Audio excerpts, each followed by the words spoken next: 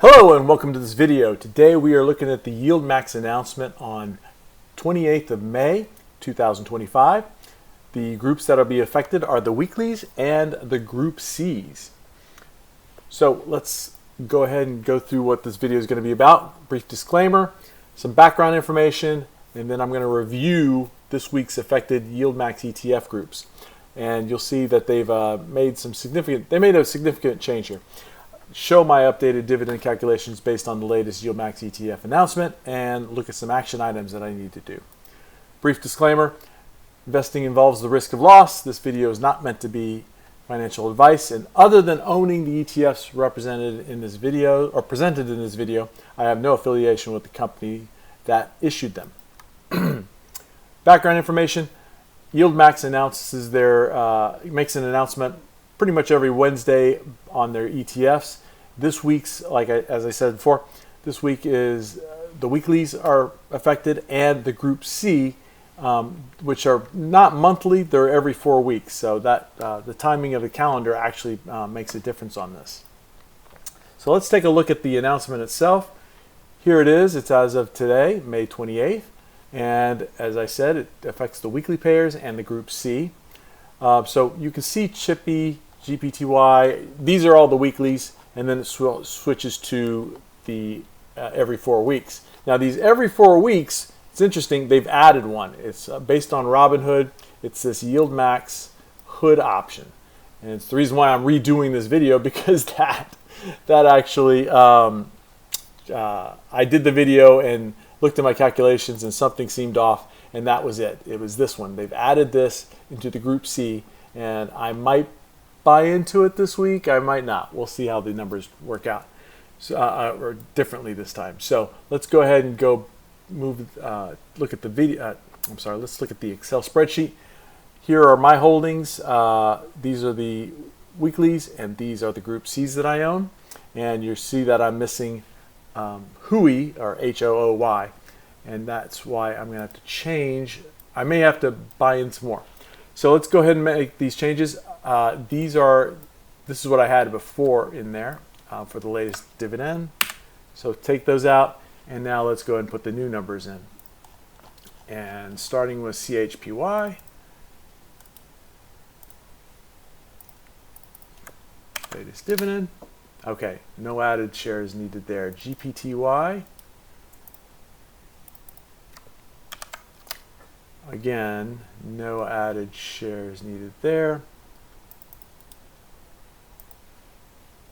Let's go with LFGY. Okay, staying above my 1560, which is roughly $130 per week or per month. Okay, no added shares needed there.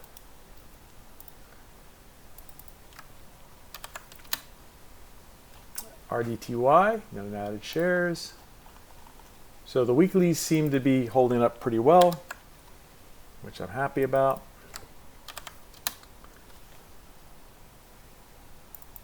Ootly.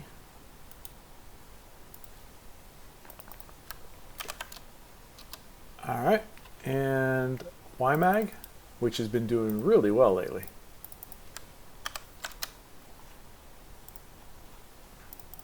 And YieldMax.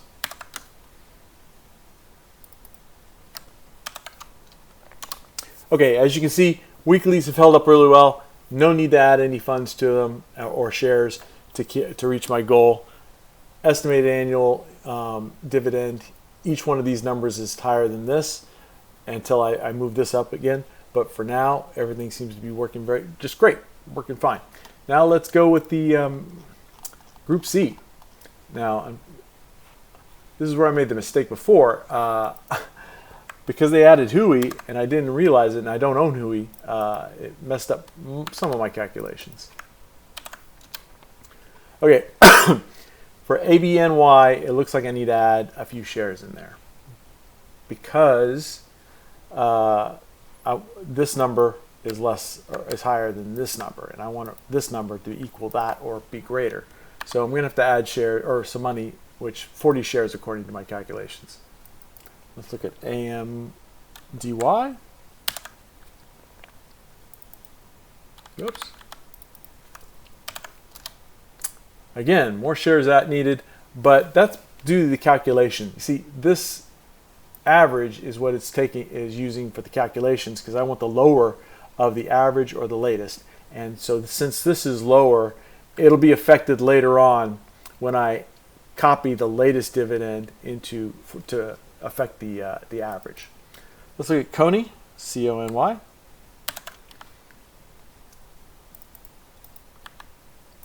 Okay, there we go.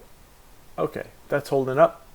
No need to add. Now CVNY, this is quite amazing. They're going to pay out a huge dividend here. That's quite nice. That's a lot. That's $4.50. That's a huge amount of money. Let's look at fiat. Well, now fiat is like the inverse. According to this, it's short coin, and coin has been going crazy. So I probably should not add funds to this, but because that's a big amount of money that I need to do. But and it went into the S&P 500, according to someone who told me. So I may or may not go in add funds to that, because coin is just taking off like a rocket. Let's look at Microsoft is the next one for me, and this is where I messed up before. It was put the HUI amount in there, and it was a huge amount of money. Let's also look at Netflix, or NFLY. And lastly, let's go with PYPY. Okay, now I need to copy that and put it all. For the average, I need to put this here, paste the values, and same with this.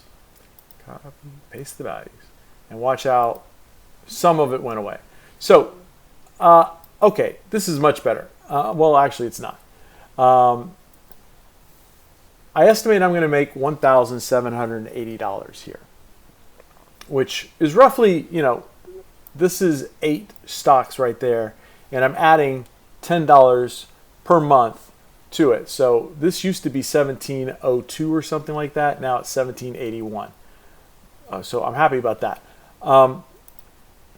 But the added cost is going to be $2,353, which I'm going to be adding to my margin account. So I'm going to be going back almost to 10,000, but it is slowly going down. I think the strategy might be working as I build everything up. The only big question here is fiat, and also whether I want to add HUI right here. Do I want to add this to my portfolio? It's based on YieldMax Hood option income. I don't know if I want an ETF based on Robinhood, I guess.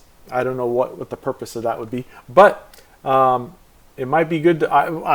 Strategy has been to buy all of them, and I would like to add more shares or more symbols. But going on margin for this, let's see what this is going to cost for HUI. Let's just put it up here. If we want per month, let's say it's what is it, 3.3. Okay. So if I say 3.3, what's that? And if I want it to be times 12,